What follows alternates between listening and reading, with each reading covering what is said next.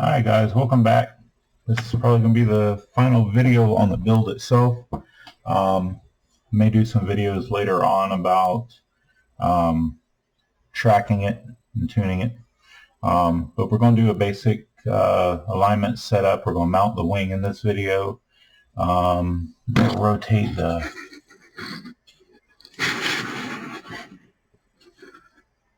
I still can't get the back of the car very well, so we'll just send it how it is. I've already got the tires mounted on it. Mayako is the only car manufacturer that I've ever seen that actually has a centering thing on their car for your Ackerman plate. So in our head bracket here, there's a threaded hole for an M3 screw that you can run a screw in, and in the Ackerman plate there's a notch. If you use a long M3 screw, run it in, and you feel for it while you move the Ackerman back and forth a little bit, it will find that little notch and it will be the center for your Ackerman plate. So the Ackerman plate is centered right now. You can't move it. So I don't have to turn the car on to set my toe or my camber or center anything up. It's there. I don't have to do it. It's done. So that's awesome. That was an ingenious thing that one of the members of Mayako came up with. Put it up to JQ. JQ said, "Wow, let's do it." So they did that, and it is an absolute wonderful thing that they came up with.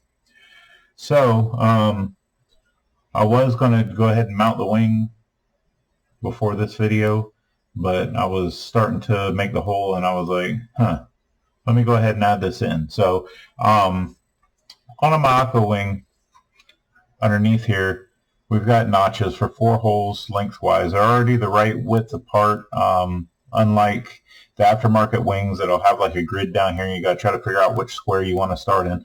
This has, they're appropriate space apart, and then there's 4 notches in here, so you can figure out which hole you want to ream out. So myself, I'm going to run my wing back at the furthest setting. So I'm going to start with the hole that's the furthest forward on the wing, which puts the wing the furthest back as possible. And I'm going to use my body reamer here, and I'm just going to kind of drill out with the body reamer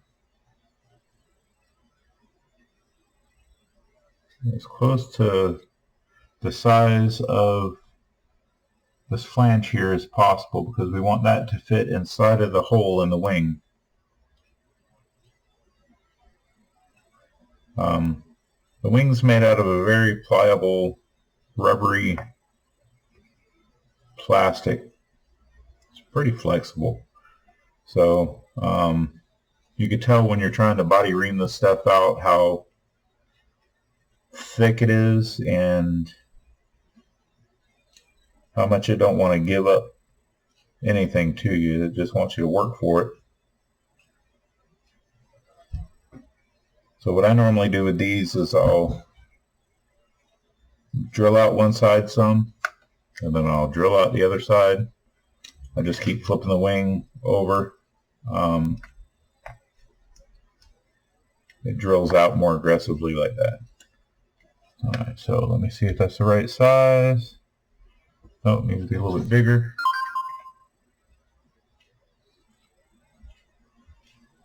We'll just keep going.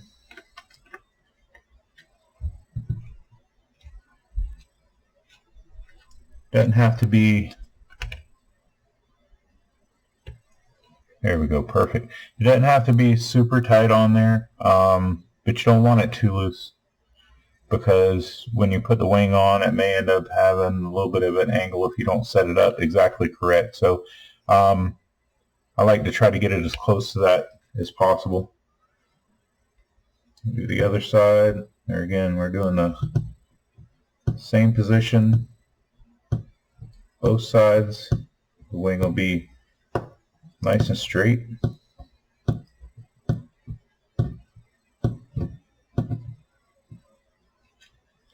And I've tried doing these wings before with a drill bit that's the appropriate size, and let me tell you now, guys, you haven't had a mess on your hands until you try to do these with a drill bit.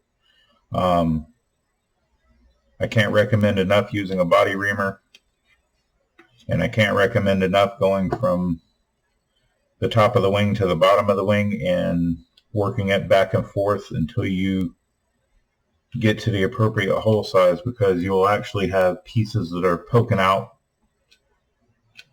if you don't do it like that.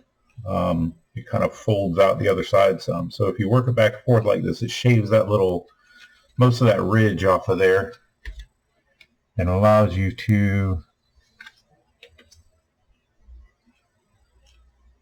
get it done with it looking better and functioning better all at one time. We're pretty close. Is that it? Yep, that's it. Alright guys, before I started this video, I already put the nuts in the crevices, in the holders, in the wing, underneath here and here. They're already pushed into place. I've got a colored carbon fiber wing support here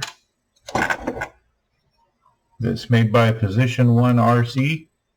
Position 1 RC is also the name brand on the wheel nuts I have here. I won them at Sumter last time I was up there racing. And I really like these products. I haven't had a need to buy any more yet, so I'm still using the same ones that I won. When it's time for me to go buy new wing nuts, wheel nuts, or any other stuff that they have that I need, I'll probably hit them up, because I really like their stuff.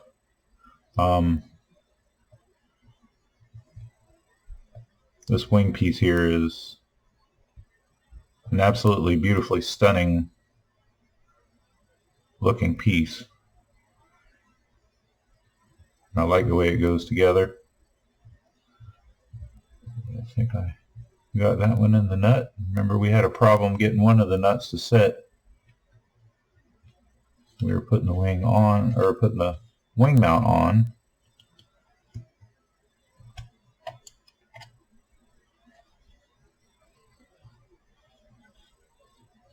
That one went right in and caught the nut. Hey, you'll notice this thing's dirty. I took this off my other car. So it is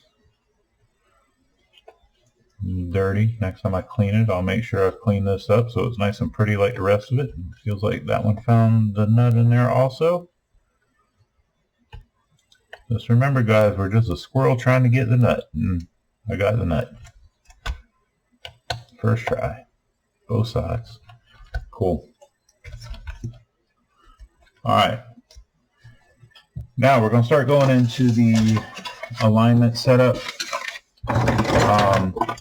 Reason why I wanted to make sure we have wings and tire on there is because we're not using a setup station today for purposes of nobody's going to set up a setup station on a race day on a crooked table and try to put their stuff on a setup station. Now, if you got a setup station, or if you want to get a setup station, you want to set it up on a workbench that's perfectly flat at home, a table, whatever, have at it. But at no point have I ever seen out in the race field that's ideal unless somebody has a full setup board set up inside of their trailer or at their table. Most of the good setup boards are kind of hard to tote around, so most people don't use them. So let's start off with our kits here. We've got our camber gauge set, our ride height set. I've got my caliper set, and I'm going to cheat a little bit on here. So like I said, I'm happy with the way my other car was set up. So I'm going to measure my old shocks.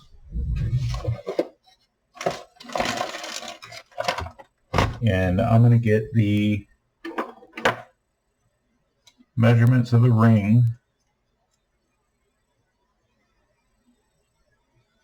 for my front and my rears. Let's see here. So front shock 6.21. So I'm going to have to run these down a good bit.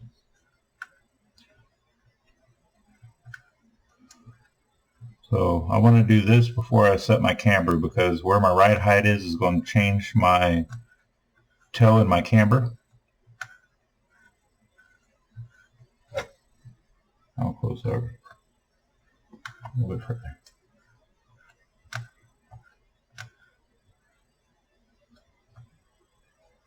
Oh, almost there.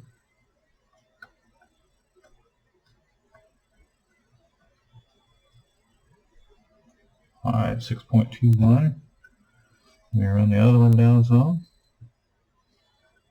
And as you can see, this thing's got some gnarly toe and camber on it from where we had set the car up and had only run the camber rods to the ends of the threads instead of putting it at the measurements that they want.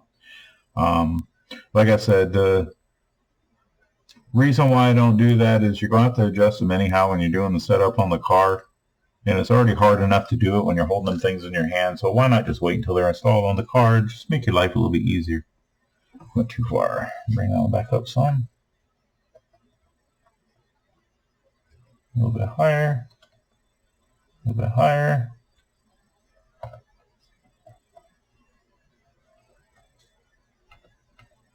Almost there. That's the ticket. Alright, 6.21. And where I'm measuring at, you see it better on this one. I'm measuring from the top of the adjustment ring to under the lip at the top of the shock here, at the top of the thread. So I'm just measuring this distance here. If you're measuring ride height, you can take a caliper and you can measure from the center of the screw at the bottom of the shock to the center screw at the top of the shock, and that gives you your length. But I'm just measuring for spring compression, nice, easy, short adjustment. Now, I'm going to look at my setting on my rear shocks on my old car. And those rings are way up there, so 3.6. I don't have to come down that far on these. And there again, once I get it to the track, a lot of this stuff is going to get adjusted, but I'm just going off of my baseline, off of my old setup. And as you remember, my old setup is upper arms, not camber links. So I've got a weight difference here. I've got a rigidity of suspension difference here.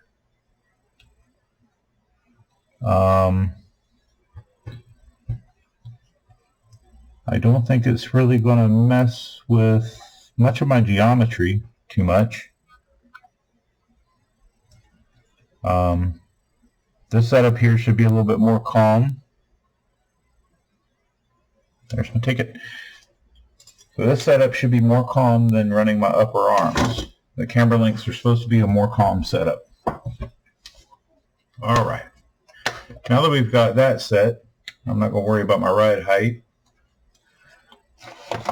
because I've got my springs set up how my old one was. So where the ride height is right now is where the ride height is.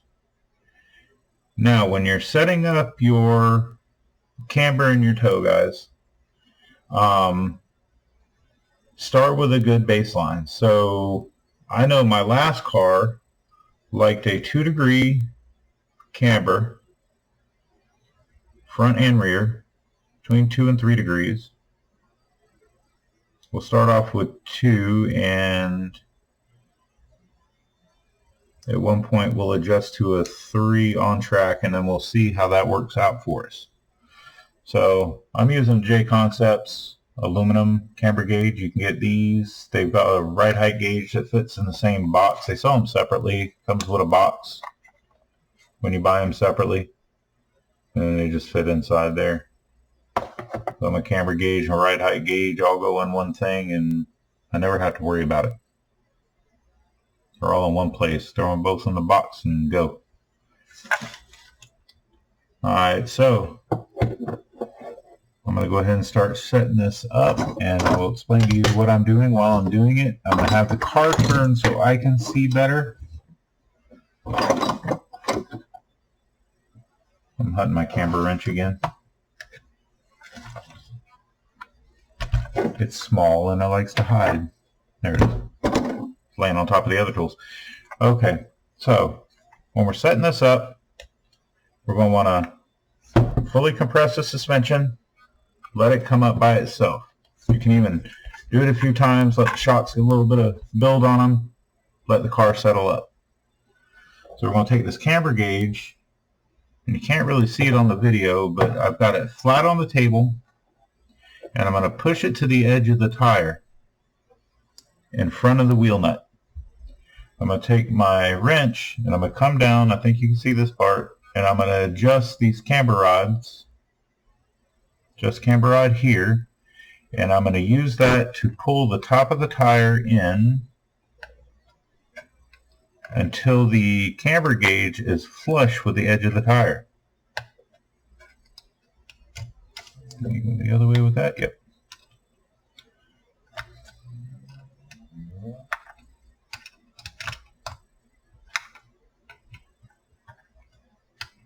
So I know my adjustment's pretty far out there, so I'm going to have to come in a good bit. The front one's real bad. But when your toe and your camber is off at the same time, it kind of compounds the situation, so it looks like the front wheels are about to fall off. When in fact everything's just fine. Alright, now I've got my camber gauge set up on the tire, front and rear of the tire, all the way across. The camber gauge is making contact with the top and the bottom of the vehicle, of the tire, with the bottom of the camber gauge fully flush on the ground, and I'm locked in at 2 degrees. So that means this wheel is set at 2 degrees. So let me see if I can do this where y'all can see it on camera. And I'm going to reach over to the other side, and I'm going to try to do this the hard way. Alright, so we've got a lot of space down at the bottom. Is touching up at the top. Sitting flat on the table. So now we're going to adjust this camber rod here.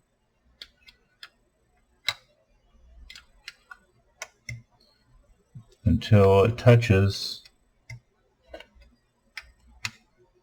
the top and the bottom of the wheel.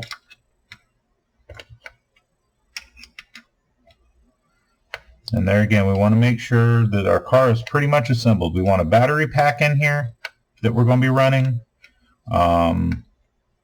Any weight that's going to be on the car. I don't put the body on here because it makes it a little bit harder to get to it, but the body don't really weigh much.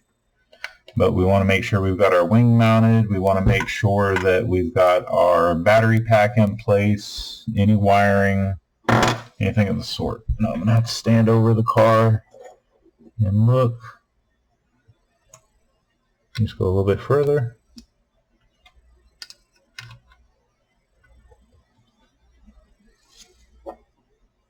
Alright, so now, I don't know if you can see it, but now the camber gauge is touching the top and the bottom, and it's flush on the ground, and we're set at a little pointer right there, 2 degrees.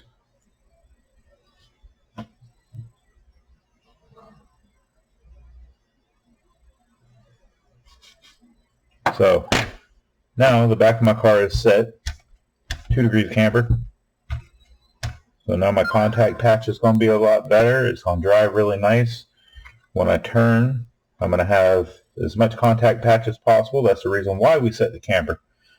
We set the camber so when the car is rotating and the car is leaning, is dipping, motion detected. we're trying to keep as much of the contact patch on the ground as possible. We're trying to improve our grip. if you got the tires cambered in too far, it's going to be really nervous in the straights, and you're going to wear the center of your tires out. The inside edge will wear out faster because it is riding on that when you're accelerating out of the corner. You're spinning your wheels on this, so you're grinding it off. Make it really nervous. It will jerk into the corner real fast, but you're going to lose traction real fast going through the corner. You'll want to slide. If you got your tires leaned out too far, it's going to have a similar effect if you go too far. It's going to be kind of skatey when you get on the straights and hard to get out of corners. The issue you're going to run into is your wheel's going to roll over and you're going to drag on the rim when you're turning the corner. So you'll notice that your outside of your wheel will wear out. It'll tear the bead off of the rim. It will cause your car to do weird things. If the plastic catches on the ground in a slide, it could cause your car to flip over, grip all of a sudden when the plastic hits the ground. Sometimes if it catches, it can just be kind of unstable. So keeping a nice good contact patch on the ground throughout the race is really good. That's what we're trying to achieve here. We want the car with the roll to be able to allow as much of that patch to stay on the ground as possible. Alright, so now we're going to do the front end. And like I said, that front end is, woo, no, that is not the camera doing that to that front end. That bad boy, that sucker is out there, son, out there. So, we're going to start off with the camber first, and then we're going to work on our toe end, and we're going to work them together until we get the result we're looking for here, because they are two different things. They're just attached to the same hub assembly, so that means that they work against one another. Alright, so I know this bad boy is whacked out here, so I'm going to go ahead and start getting her cranked in, start getting her into the zone here, and then I'll do the same to the other side before we start measuring our camber and toe. And I'll show you all how to do a toe with that camber gauge. It's not a perfect method. The best way to do it is to have a setup station, but there again, you're at the track. Most people aren't walking around with a big heavy board or paying the money for a carbon fiber pit board that they can use for a setup station.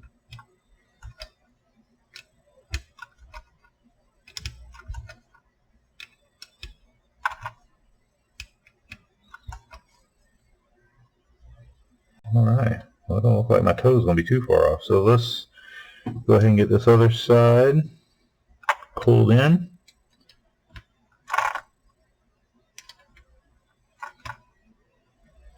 My toe's going to be pretty jam on where we put it. I'm liking that. Make it lucky.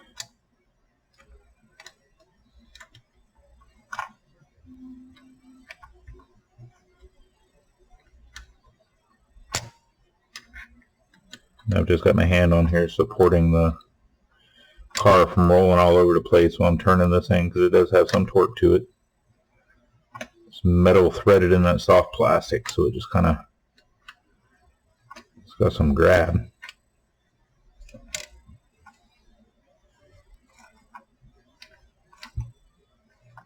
That's beautiful.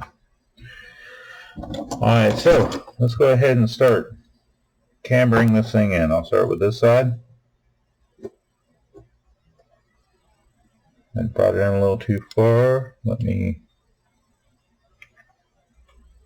bring it out some. Other way.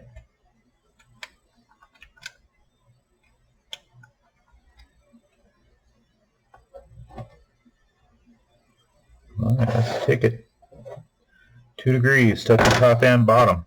Like I said, that toe was pretty damn close.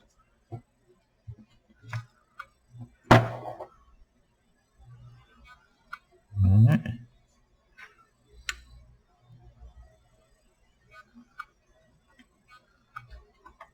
our happy spot here. And Bob Ross said, happy trees. Well, we got happy tires. How about that? 2 degrees. All 4 corners. Squared up. So, told you guys I was going to show you all how to do toe. So, we'll do it at a 2 degree toe. So I'm going to leave this set at 2 degrees, right? So I'll set that aside. What you're going to do is you're going to grab your car, you're going to rotate it up onto its nose, 90 degrees from the table surface. 90 degrees from the table surface, not 45 degrees, not any other degrees. 45 or 90 degrees from the surface. You want that thing to be straight up and down. You're going to take your gauge and you're going to put it up against your tire like you checked your camber, and we're going to set our toe off of this. So we're going to take our wrench and we're going to make our adjustments.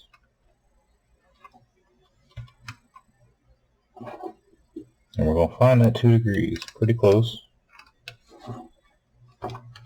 So the way I had it set up was I was pretty close to 0. But I want to show you how to do this. Okay, so I've got 2 degrees toe out. It means the front of the tires are out from the center of the car, back of the tires towards the center of the car. That's 2 degrees toe out on that side. Now we're going to rotate this bad boy around. We're going to do the same thing on this side. This one actually looks like a little more than 2 degrees. Yeah, but that's still not bad for a fresh build. Normally these things are whacked all out when you put them together, even if you use the measurements that they tell you in the book.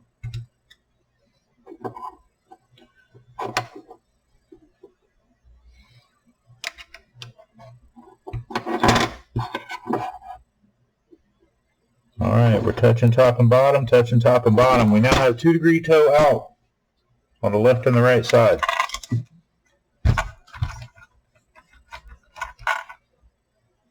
Beautiful, guys, beautiful. Text message. So I'm going to check my camber again. My camber pulled in just a hair. That's probably about a 3 degree. So I'm going to go ahead and move that out. I'm going to leave my steering where it's at.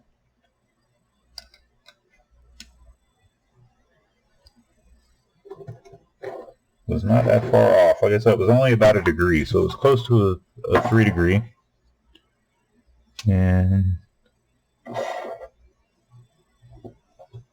this side held it. So, alright, I'm going to check my toe one more time. Toes on it on that side. A little adjustment, didn't change anything on that side. Alright, so our camber and toe is set. Just like that. Done. That's it. That's my car. How you like it? Mayako MX8E-24R. This is the regional kit. This is the US kit. You can buy it on the Mayako store. You can buy it on A-Main. This thing is an absolutely beautiful beast. Beautiful beast. Myself and another guy who was running the Mayako prototype have been comparing notes on this thing to see what's different. We've been on the Mayako Discord. We've been looking at all the differences that there are between this car and the prototype. The prototype is a beast. This car is almost identical to the prototype. There's some upgrades on this thing that they did from the factory that are absolutely fantastic. I can't wait to see how this thing works. My body from my prototype fits right on here. This will be my test and tune practice body to begin with before I get my paint job done on my new body.